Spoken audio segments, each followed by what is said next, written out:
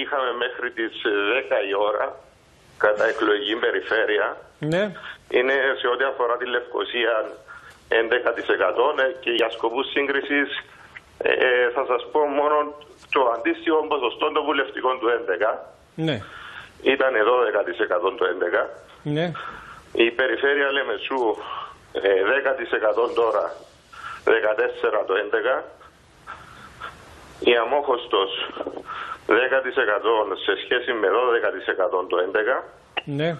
Η Λάρνακας το 9% σε σχέση με 14.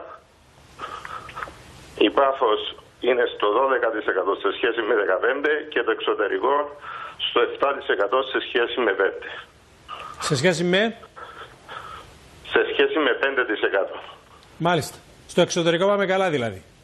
Εντάξει, ελαφρώς καλύτερα. Μάλιστα.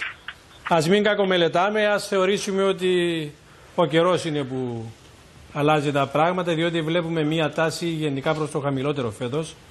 Ας ελπίσουμε ότι δεν θα συνεχίσει και ότι θα αλλάξουν τα πράγματα.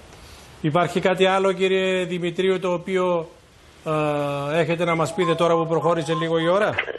Όχι, ουσιαστικά μέχρι τώρα έχουμε προχωρήσει χωρίς οποιονδήποτε ουσιαστικό πρόβλημα και ελπίζω και στη συνέχεια της ημέρας να κυλήσουν όλα ομαλά.